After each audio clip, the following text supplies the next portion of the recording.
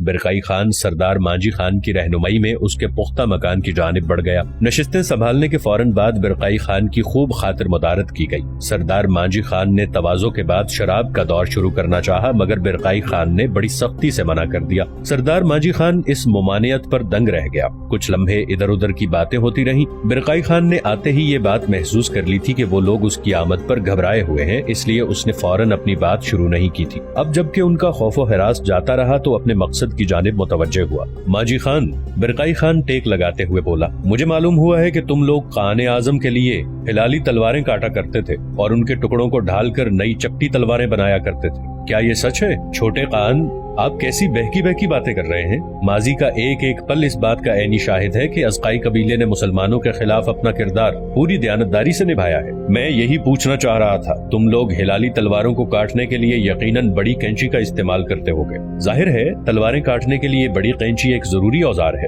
اور اس سے فولادی زنجیریں بھی تو کاٹی جا سکتی ہیں۔ برقعی کا لہجہ قدرے گمبھیر ہو گیا۔ سردار مانجی خان کا چہرہ پل بھر کو پھک پڑ گیا۔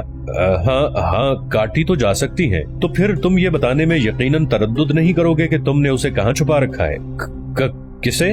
تمہارا چہرہ جھوٹ چھپانے کی سکت نہیں رکھتا مانجی خان۔ بہتر ہے جو میں پوچھ رہا ہوں وہ صاف صاف بتا دو۔ میں آپ کا مطلب نہیں سمجھ پایا، آپ کس کے بارے میں بات کر رہے ہیں؟ مانجی خان کے چہرے پر گہرا اضطراب پھیل گیا۔ میں اسی قیدی کی بات کر رہا ہوں جسے تم سرخوں کی قید سے چھڑا کر لائے ہو۔ آپ پورے قبیلے کی تلاشی لے سکتے ہیں، یہاں ایسا کوئی قیدی موجود نہیں۔ دیکھو مانجی خان، میں کون ہوں یہ تم اچھی طرح جانتے ہو۔ میرے سامنے جھوٹ بول کر تم اپنی جان کو خطرے میں ڈال رہے ہو۔ میرا خنجر تمہیں لمحے بھر میں موت کی نیند سلا دے گا۔ برقعی خان کی آنکھیں یکایک شعلے اگلنے لگی۔ وہ 3 دن پہلے یہاں سے فرار ہو گیا ہے۔ مانجی خان کی آواز خوف سے لرز رہی تھی۔ وہ اس کے سامنے خود کو مضبوط نہیں رکھ پایا۔ ایک ہی لمحے میں اس کی ساری ہمت جواب دے گئی۔ تم صریحاً جھوٹ بول رہے ہو۔ خدائے جاویدانی کی قسم، میں بالکل سچ کہہ رہا ہوں۔ مگر یہ کیسے ممکن ہے؟ برقعی خان اس کے لہجے سے پریشان ہو گیا۔ گزشتہ ہفتے اس نے یہاں سے جانے کی خواہش ضرور کی تھی، مگر میں نے اسے سختی سے منع کر دیا تھا۔ شاید اسی لیے وہ 3 دن پہلے رات کے اندھیرے میں ہمارا ایک گھوڑا چرا کر فرار ہو گیا۔ تم نے اسے یہاں روکا کیوں تھا؟ تم نے اسے یہاں کیوں روکا ہوا تھا؟ برقعی خان کا لہجہ مزید زہریلا ہو گیا۔ میں مجبور تھا۔ جس نے اس کی رہائی کی قیمت چکائی تھی اس کی منشا یہی تھی کہ خطرہ دور ہونے پر ہی اسے سرائے پہنچایا جائے۔ قیمت چکائی تھی؟ مگر کس نے؟ حیران ہونے کی باری اب برقعی خان کی تھی۔ ایک لڑکی نے۔ وہ کچھ عرصہ پہلے یہاں تنہا آئی اور اس نے قیدی کی رہائی کے بارے میں میرے ساتھ سودا طے کیا۔ اس نے رقم کی تھیلی مجھے دیتے ہوئے یہ ہدایت کی تھی۔ لڑکی کون تھی وہ؟ برقعی خان اچنبے میں پڑ گیا۔ یہ تو میں نہیں جانتا، البتہ وہ منگول تھی۔ تم نے اس کا نام نہیں پوچھا؟ نام؟ ہاں یاد آیا، اس نے اپنا نام شاید گل بتایا تھا۔ وہ بھی میں بڑے اصرار کے بعد جان پایا۔ گل؟ برقعی خان سوچ میں پڑ گیا۔ اس کا ذہن قونائی خان کی بیٹی کی جانب مبذول ہو گیا۔ اس کا نام بھی تو گل ہی تھا، مگر اس کا ازقائی قبیلے کے ساتھ کیا واسطہ؟ وہ خاموش الجھا بیٹھا رہا جبکہ مانجی خان کا جسم ابھی تک کانپ رہا تھا۔ قیدی کی حیثیت کوئی آلہ تھی یا پھر اس لڑکی کا تعلق شاہی افراد سے تھا؟ اس نے بظاہر یہ جھوٹ بولا تھا کہ اسے قیدی روکنے کی ہدایت کی گئی تھی۔ اب اس کی یہ حرکت کیا رنگ لائے گی؟ وہ اسی فکر میں گھلا جا رہا تھا۔ برقعی خان نے وہاں وقت برباد کرنا مناسب نہیں سمجھا اور اسی لمحے وہاں سے روانگی اختیار کی۔ وہ رخصت ہوتے ہوئے سردار مانجی خان کو سختی سے خبردار کر گیا تھا کہ اگر اس کی بات غلط ثابت ہوئی تو وہ اپنی موت یقینی سمجھے۔ سردار مانجی خان اس کی دھمکی پر دہل کر رہ گیا۔ اب کیا ہونے والا تھا اس بارے میں وہ بالکل لا علم تھا۔ جمال الدین المراحی کی خوشبختی کا ستارہ ان دنوں پورے عروج پر تھا۔ وہ ایک ایک کر کے کئی سلطانی وفادار امراء کو بھرے دربار میں ذلیل و رسوا کر چکا تھا۔ شرفاء اور امراء کا بڑا طبقہ اس سے لگاتار خائف رہنے لگا تھا۔ دربار میں موجود شرفاء اور امراء بھی اس کی ہاں میں ہاں ملانے پر مجبور تھے۔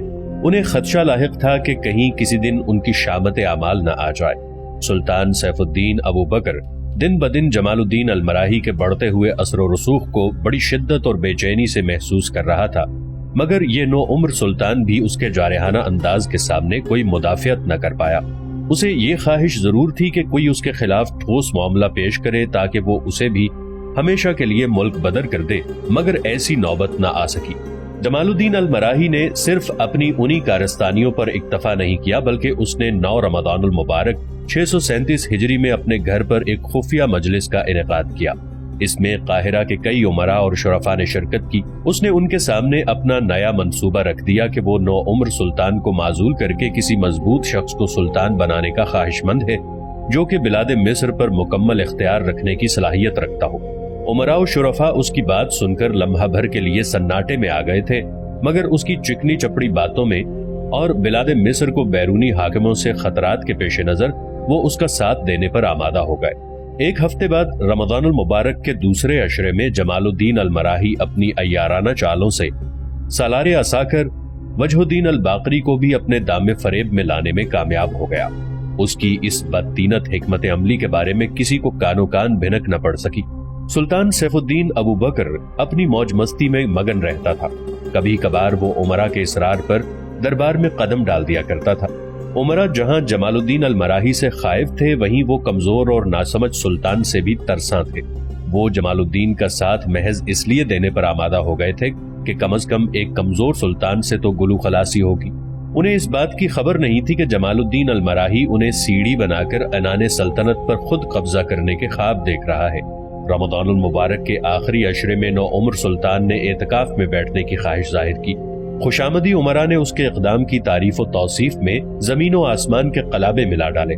اعتکاف میں ہی سلطان کے وفادار امیر احمد العنابی نے جمال الدین المراحی کی سازش کا بھانڈا پھوڑ دیا۔ سلطان کو جب اس کے خوفناک عزائم کا علم ہوا تو وہ دہل کر رہ گیا۔ اس نے اعتکاف میں ہی سالار وجیہ الدین الباقری کو طلب کیا اور فوری طور پر جمال الدین المراحی کی گرفتاری کا مجدہ سنا دیا۔ وجیہ الدین الباقری پہلے ہی سلطان کے خلاف سازش کا حصہ بن چکا تھا اور اس نے جمال الدین المراحی سے بڑی رقم اینٹ لی تھی۔ اس نے شاہی حکم کی فوری تعمیل کرانے کی یقین دہانی کرتے ہوئے وہاں سے اجازت لی اور سیدھا جمال الدین المراحی کی خدمت میں پیش ہو کر سلطان کی باخبری اور حکم کی بابت سب کچھ بتا دیا۔ جمال الدین المراحی نے مخبری کرنے والے کے بارے میں پتہ لگانا چاہا، مگر وہ اس معاملے میں ناکام رہا۔ اس نے سوچ بچار کے بعد یہ حکمت عملی طے کی کہ اسے گرفتاری دے دینا چاہیے، کہیں ایسا نہ ہو کہ سلطان وجیہ الدین الباقری سے بدگمان ہو جائے اور اسے معزول کر کے کوئی دوسرا سالار مقرر کر دیا جائے۔ اس نے دوسرے دن وجیہ الدین الباقری کو بلا کر تمام حکمت عملی سمجھائی اور خود کو اس کے ہاتھوں گرفتار کرا دیا۔ اس کی گرفتاری سے امراء اور شرفاء میں ہراس پھیل گیا۔ جمال الدین المراحی سے تمام امراء نے فردن فردن کوتوالی میں ملاقات کی۔ جمال الدین المراحی نے انہیں صاف لفظوں میں یہ کہہ دیا کہ اگر انہوں نے اس کی منصوبہ بندی کو پایہ تکمیل تک نہیں پہنچایا تو وہ ان سب کے نام سلطان کے سامنے بیان کر دے گا۔ جان اور ناموس کے خوف کی خاطر وہ جمال الدین المراحی کی بات ماننے پر مجبور ہو گئے۔ بالآخر 27 رمضان 637 ہجری ہفتے کی رات کو سپاہ کے ایک دستے کے ساتھ نوعمر سلطان سیف الدین ابو بکر کو اعتکاف کی حالت میں حراست میں لے لیا گیا اور اسے راتوں رات قاہرہ کے باہر قلعے میں پہنچا دیا گیا۔ نوعمر سلطان کو زندان خانے میں ڈال کر اگلی صبح اس پر الزامات کی بھرمار کرتے ہوئے اس کی معزولی کا اعلان کر دیا گیا۔ یہ اعلان سالار عساکر وجہ الدین باقری نے کیا تھا۔ اسی شام جمال الدین المراحی کو رہائی دی گئی اور عید الفطر سے ایک روز قبل دربار کا انعقاد کیا گیا۔ امراء اور شرفاء کی قرارداد کے مطابق 1 ماہ کے اندر اندر نئے سلطان کا انتخاب عمل میں لانا طے پایا۔ اس کے لیے امراء کی ایک جماعت مقرر کی گئی جو کہ یہ بات طے کرے گی کہ نیا سلطان کون ہوگا۔ جو لوگ سلطان بننے کے خواہش مند تھے انہیں ہدایت کر دی گئی تھی کہ وہ اپنے نام 1 ہفتے کے اندر اندر اس جماعت کو دے دے تاکہ وہ ان کے بارے میں اپنی سفارشات مرتب کر سکے۔ جمال الدین المراحی نے ایک لمحہ توقف نہیں کیا۔ سب سے پہلے اسی نے اپنا نام حاکم بلاد مصر کے لیے پیش کیا تھا۔ ادھر بیبرس غیر محسوس انداز میں غازی عبداللہ شافعی کے پیچھے وہاں سے نکل آیا تھا۔ زندان خانے کے صدر دروازے پر اس نے اسے جا لیا۔ ٹھہرو، میں تم سے کچھ بات کرنا چاہتا ہوں۔ بیبرس نے اسے آواز دی۔ غازی عبداللہ نے مڑ کر اس کی جانب دیکھا۔ اس کے قدم غیر ارادی طور پر رک گئے تھے۔ تم کون ہو؟ میں نے تمہیں پہلے کبھی نہیں دیکھا۔ اس کے لہجے میں تحیر عیاں تھا۔ میں نجم الدین ایوب کا محافظ غلام ہوں۔ میں تم سے چند ضروری باتیں کرنا چاہتا ہوں۔ تمہارے آقا تو میری بات پر یقین نہیں کر رہے۔ وہ استہزائیہ انداز میں ہنسا۔ تمہیں شاید نہیں معلوم کہ وہ پے در پے صدموں سے بے حد شکستہ ہیں۔ اوپر سے بیماری نے انہیں قدرے چڑچڑا بنا دیا ہے۔ وہ جلد کسی بات کو تسلیم کرنے پر آمادہ نہیں ہوتے۔ بہرکیف اس بات کو چھوڑو، میں انہیں سمجھا بجھا لوں گا کہ تم ان کے دوست ہو۔ تم مجھے صرف اتنا بتاؤ کہ تم میرے آقا کے لیے کیا کر سکتے ہو۔ میرا اشارہ تمہاری اسی بات کی جانب ہے۔ اگر نجم الدین ایوب بلاد مصر کی حکمرانی پر آمادہ ہو جائے تو میں اس کے لیے راہ ہموار کر سکتا ہوں۔ اس کے لیے مجھے خاصی محنت کرنا پڑے گی، لیکن یہ میرا سر درد ہے۔ اس تمام معاملے میں تمہیں کیا غرض ہوگی؟ میں اس کمینہ خصلت شخص جمال الدین المراحی کو تمام زندگی اپنا غلام بنا کر رکھنا چاہتا ہوں۔ وہ میرے در پر کتے کسی مجبور زندگی گزارے، بس میری یہی دلی تمنا ہے۔ ظاہر ہے قانون کے مطابق کسی بھی آزاد شخص کو زبردستی غلام نہیں بنایا جا سکتا۔ میں سلطان کے سامنے یہی شرط رکھوں گا، وہ مجھے اس انتقامی کارروائی کے لیے سرکاری طور پر اجازت دے۔ غازی عبداللہ شافعی کی آواز فرط جوش سے لرز رہی تھی، اس کا چہرہ پل بھر میں سرخ ہو چکا تھا۔ بس صرف یہی یا کچھ اور بھی؟ میرے لیے یہی سب کچھ ہے، مجھے تمہاری یہ شرط منظور ہے۔ میں نجم الدین ایوب کی جانب سے یہ وعدہ کرتا ہوں، اگر تم انہیں بلاد مصر کی حکمرانی دلانے میں کامیاب ہو گئے تو میں جمال الدین المراحی کو خود تمہاری غلامی میں دوں گا، اور اس کی حیثیت ہر لحاظ سے سرکاری و قانونی ہوگی۔ بیبرس نے مستحکم لہجے میں اس سے وعدہ کیا۔ وہ بیبرس کی بات سن کر ہی سرشار ہو گیا، اس کے چہرے پر مسرت و انتقام کے ملے جلے تاثرات دکھائی دینے لگے۔ وہ اس کے ساتھ بڑے جوشیلے انداز میں مصافحہ کرتے ہوئے وہاں سے رخصت ہو گیا۔ بیبرس کی آنکھوں میں عجیب سی چمک اود کر آئی تھی۔ وہ ایک تیر سے دو شکار کرنے کا ارادہ رکھتا تھا۔ ایک طرف اسے ماں جیسی شفیق عورت فاطمہ کو جھانسا دیے جانے کا خلق تھا، تو دوسری جانب اس کے آقا نجم الدین کو اس برے حال تک پہنچائے جانے کا رنج بھی تھا۔ وہ خود بھی جمال الدین المراحی کو پستی میں گرانے کا خواہش مند تھا۔ وہ اس کے تکبر کے بت کو پاش پاش کر دینا چاہتا تھا۔ شاید وہ وقت اب زیادہ دور نہیں تھا بلکہ قریب آ چکا تھا۔ یکم شوال 637 ہجری کو عید الفطر کے دن حاکم الکرگ الملک الناصر داؤد اپنے تایا زاد بھائی نجم الدین ایوب کے پاس آیا۔ نجم الدین ایوب نے نماز عید اپنے اتباع اور رفقا کے ہمراہ زندان خانے کے ایک بڑے کمرے میں ادا کی تھی۔ عید کے دن اس نے سادہ سفید لباس زیب تن کیا تھا۔ الملک الناصر نے اسے پیشکش کی تھی کہ وہ الکرگ کی عیدگاہ میں نماز ادا کر سکتا ہے، مگر نجم الدین ایوب کو غلامی کے عالم میں عیدگاہ جانے کی تمنا نہیں تھی۔ اس نے زندان خانے کو ہی ترجیح دی۔ الملک الناصر نے آگے بڑھ کر نجم الدین ایوب سے عید ملنا چاہی تو اس نے بڑی سرد مہری سے انکار کر دیا۔ الملک الناصر نے بڑی کوشش کی کہ عید پر مبارک موقع پر ایسی بدمزگی پیدا نہ ہو، مگر نجم الدین ایوب نے اس امر کو اپنی توہین سمجھتے ہوئے سختی سے رد کر دیا۔ امزاد، الملک الناصر سنجیدگی سے اس کے سامنے فرش پر بیٹھتے ہوئے گویا ہوا، میں جانتا ہوں کہ تم مجھ سے بے حد ناراض ہو۔ باخدا میری کبھی ایسی نیت نہیں رہی کہ میں تمہیں اپنی حراست میں رکھوں اور تمہاری سلطنت بزور طاقت چھین لوں۔ میں الکرگ کے نظام کو ہی اچھی طرح نمٹا لوں، میرے لیے یہی کافی ہوگا۔ تم اگر نابلس کی جانب نہ بڑھتے تو شاید میں بھی مد مقابل نہ آتا۔ میں تو یہ سمجھا تھا کہ تم شاید الکرگ پر قبضہ کرنے کے خواہش مند ہو۔ اب جب کہ سب کچھ میرے ہاتھوں سے نکل چکا ہے تو تم میرے پاس کیا کرنے آئے ہو؟ نجم الدین ایوب کا تند لہجہ کڑواہٹ سے بھرپور تھا۔ یقین کرو میں نے جو کچھ کیا ہے وہ کسی کی مدد کی خاطر تھا۔ تمہارے بھائی نے میرے آگے فریاد کی تھی کہ تم مجھ سے اس کی سلطنت ہتھیانا چاہتے ہو، میں نے صرف اسی لیے آگے بڑھ کر مداخلت کی تھی۔ عماد الدین اسماعیل کا فعل اس کے ساتھ ہے، میں اس کا ذمہ دار نہیں ہوں۔ الملک الناصر سنجیدگی کے عالم میں بولا۔ میرے بھائی نے؟ نجم الدین ایوب کو اپنی سانس رکتی ہوئی محسوس ہونے لگی۔ مگر میں نے تو ایسی بات کبھی خواب میں بھی نہیں سوچی تھی۔ یا اللہ، یہ سب مجھے سنوانے سے پہلے تو نے مجھے اٹھا کیوں نہیں لیا؟ نجم الدین ایوب تلخ حقیقت جاننے پر آزردہ دل ہو گیا۔ میں بھی اپنے اس فعل پر سخت نادم ہوں۔ میں ہمدردی میں یہ بھی بھول گیا تھا کہ میرا چچا زاد بھی کم سن ہے اور وہ کسی کے فریب میں آ سکتا ہے۔ یہ تو خدا کا شکر ہے کہ مصری امیر غازی عبداللہ شافعی نے بر وقت میری آنکھیں کھول دی۔ او، میں سمجھا۔ نجم الدین ایوب کو جیسے سینے سے پہاڑ ہٹتا ہوا محسوس ہوا۔ غازی عبداللہ کی چکنی چپڑی باتوں میں تم بھی آ گئے۔ وہ اول درجے کا جھوٹا اور مکار شخص ہے۔ وہ اپنے کسی انتقام کے لیے مجھے میرے بھائی کے مد مقابل لا کھڑا کرنا چاہتا ہے۔ تم کس بھائی کی بات کر رہے ہو؟ وہ جو مصر کے زندان خانے میں پڑا ہے؟ الملک الناصر کا لہجہ نہایت سفاکانہ ہو گیا۔ کیا مطلب؟ نجم الدین ایوب بے قراری کے عالم میں اپنی جگہ سے اٹھ کھڑا ہوا۔ تم کیا کہہ رہے ہو؟ تمہارے بھائی کو اعتکاف کی حالت میں حراست میں لے کر بلاد مصر کی حاکمیت سے ہمیشہ کے لیے معزول کر دیا گیا ہے۔ وہ مختصراً بولا۔ یہ کبھی نہیں ہو سکتا۔ نجم الدین ایوب کو جانے کیوں یقین نہیں ہو پا رہا تھا۔ میں تمہارے علم میں یہ بھی اضافہ کر دوں کہ یہ سب کارروائی جمال الدین المراحی نامی امیر نے کی ہے اور نئے سلطان کے تقرر کے لیے نام بھی طلب کر لیے ہیں۔ مجھے یہ سب اطلاعات آج ہی ملی ہیں، اور یہ رہا وہ خط جو تمہارے بھائی نے مجھے لکھا تھا۔ اس نے ایک نامہ اس کی جانب بڑھاتے ہوئے کہا۔ نجم الدین ایوب کی حالت ایسی ہو رہی تھی جیسے اسے زندہ درگور کر دیا گیا ہو۔ وہ اپنے چھوٹے بھائی سے بے حد محبت کرتا تھا۔ اس کی حکومت چھن جائے یا اسے قید کر دیا جائے، یہ اس کی قوت برداشت سے باہر تھا۔ اس نے کانپتے ہاتھوں سے اس نامے کو کھولا اور پڑھتا چلا گیا۔ آخر میں ثبت مہر اسی کے بھائی کی ہی تھی۔ یہ بڑا سخت صدمہ تھا جسے اس نے نہایت تکلیف سے برداشت کیا تھا۔ الملک الناصر نے اس کے شانے پر ہاتھ رکھتے ہوئے کہا، میرے بھائی، یہی سچ ہے جو ہم دونوں کے لیے نہایت تکلیف کا باعث بن رہا ہے۔ میں اب یہ خواہش کروں گا کہ تم تمام پرانی باتوں اور رنجشوں کو بھلا کر میرے ساتھ شاہی محل میں چلو اور میرے سابقہ سلوک کی تلافی کا ایک موقع مجھے دو۔ اس کے لہجے میں اپنائیت چھلک رہی تھی۔ نجم الدین ایوب قریباً روتا ہوا اس کے گلے لگ گیا۔ وہ اس کے حسن سلوک سے بے حد متاثر ہوا تھا۔ عید الفطر کے دن نجم الدین ایوب اپنے رفقا اور اتباع کی جماعت کے ساتھ شاہی محل چلا آیا۔ اسے اب بلاد مصر کی حکومت کو نہ صرف ایوبی خاندان میں واپس لانا تھا بلکہ اپنے بھائی کو بھی گھناؤنی سازش سے بچانا تھا۔ یہی دو مقصد تھے جن کی خاطر وہ الملک الناصر کی ہر بات تسلیم کر رہا تھا۔ ادھر مطیع الدین کو منگولوں کی سرزمین پر بھٹکتے ہوئے آج تیسرا دن تھا۔ وہ جن گھڑ سواروں کے تعاقب میں نکلا تھا انہیں تو اسی رات میں کھو چکا تھا۔ اب اسے کوئی راہ سجائی نہیں دے رہی تھی کہ کس جانب سفر کرنا چاہیے۔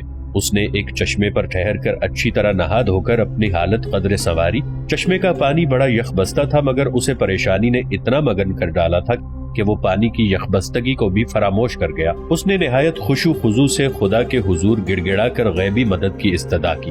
وہاں سے نکل کر وہ مشرق کی جانب بڑھتا چلا گیا۔ یہ تو برقعی خان کی رفاقت کا ثمر تھا کہ اسے کھانے پینے کی اشیاء ڈھونڈنے میں ذرا بھی تنگی کا سامنا نہیں کرنا پڑا تھا۔ اس کے ہمراہ رہ کر وہ کئی ایسی چیزوں سے آگاہ ہو چکا تھا جن سے وقت پڑنے پر پیٹ کی آگ کو سرد کیا جا سکتا تھا۔ راہ میں جہاں کہیں اسے کوئی ایسا پودا دکھائی دیتا تو فوراً اس سے مطلوبہ مقصد پورا کر لیتا۔ وہ مسلسل محو سفر رہا، دن رات میں بدلتا رہا اور رات دن میں۔ ایک وقت ایسا بھی آ گیا کہ اسے دن اور رات کے گزرنے کا احساس ختم ہونے لگا۔ وہ صحیح طرح شمار کرنے سے قاصر ہو گیا کہ اسے ازقائی قبیلے سے نکلے ہوئے کتنے روز بیت چکے ہیں۔ وہ اور اس کا گھوڑا دونوں کسی نامعلوم منزل کی جانب رواں دواں تھے۔ ایک صبح اچانک اسے ایسا محسوس ہوا جیسے کسی نے اس کے چہرے پر پانی کا چھینٹا پھینکا ہو۔ وہ نیند سے ہڑبڑا کر اٹھ بیٹھا۔ اس کا جسم پانی سے شرابور تھا۔ عالم مدہوشی میں ہی اسے خیال آیا کہ رات کو سوتے وقت تو آسمان بالکل صاف تھا مگر کسی پہر بارش شروع ہو گئی ہوگی اور اسے نیند کے خمار میں پتہ ہی نہیں چل سکا۔ اس نے اپنی آنکھیں مسل کر خود کو پوری طرح بیدار کیا۔ اس کی نگاہ جب کھلے آسمان پر پڑی تو حیرت سے چہرے کی رگیں کھچنے لگی۔ آسمان پر چمکتا ہوا بڑا زرد سورج اس کے خیال کو رد کیے دے رہا تھا۔ اس نے چونک کر اپنے گرد نگاہ ڈالی تو دوسری بار حیرت کا جھٹکا لگا۔ اس کے قریب ہی ایک جوان منگول لڑکی موجود تھی۔ اس کے ہاتھ میں موجود مشکیزہ اس بات کا عکاس تھا کہ اسی نے اسے پانی کے چھینٹے سے بیدار کیا تھا۔ وہ اس ویرانے میں منگولی لڑکی کو پا کر جہاں متحیر تھا وہاں اسے ایک امید کا سہارا بھی ملا تھا۔ غازی عبداللہ شافعی الکرک سے سیدھا مصر پہنچا اور قاہرہ کے باہر ایک چھوٹے سے قصبے الحما میں قیام کیا۔ یہاں پہنچنے پر اسے یہ علم زدہ اطلاع ملی کہ جمال الدین المراحی اپنے ناپاک مقصد میں پوری طرح کامیاب ہو چکا ہے۔ اس کے بچھائے ہوئے جال میں نو عمر سلطان سیف الدین ابو بکر پھنس کر پایہ تخت سے معزول کر دیا گیا ہے۔ وہ لمحہ بھر کے لیے دل محسوس کر رہ گیا تھا۔ سیف الدین ابو بکر جیسا بھی حکمران تھا، غازی عبداللہ شافعی کے دل میں اس کے لیے اب بھی عزت باقی تھی۔ جو ہونا تھا وہ ہو چکا تھا، ہونی کو بھلا کون ٹال سکتا تھا۔ اس نے متاسف بیٹھے رہنے کی بجائے فوری طور پر عملی قدم اٹھانے کا فیصلہ کیا۔ اب اس کے پاس وقت زیادہ نہیں بچا تھا۔ ایک جانب اسے جمال الدین المراحی کو مزید پیش قدمی سے روکنا تھا تو دوسری جانب نجم الدین ایوب کے لیے راہ ہموار کرنا تھی۔ اس نے فوری طور پر قاہرہ میں موجود ایسے امراء سے رابطہ قائم کرنا شروع کر دیا جو جمال الدین المراحی سے کسی نہ کسی وجہ سے خائف تھے یا پھر اسے دل ہی دل میں ناپسند کرتے تھے۔ چونکہ جمال الدین المراحی کا منصب ہی کچھ ایسا تھا کہ امراء اپنی ناپسندیدگی کا برملا اظہار بھی نہیں کر پاتے تھے۔ غازی عبداللہ شافعی کا پیغام پاتے ہی ایسے امراء کی ایک مختصر جماعت نے اس سے فوراً رابطہ قائم کر لیا۔ جب انہیں یہ معلوم ہوا کہ غازی عبداللہ شافعی نجم الدین ایوب کو بلاد مصر کا منتظم بنانے کا خواہش مند ہے تو انہوں نے مکمل ساتھ دینے کا اندیا دے دیا۔ اسی جماعت نے واپس قاہرہ پہنچ کر نجم الدین ایوب کے حق میں تحریک چلانا شروع کر دی۔ امراء کا بڑا حلقہ اس بات کا خواہش مند تھا کہ عنان حکومت ایوبی خاندان میں رہنی چاہیے۔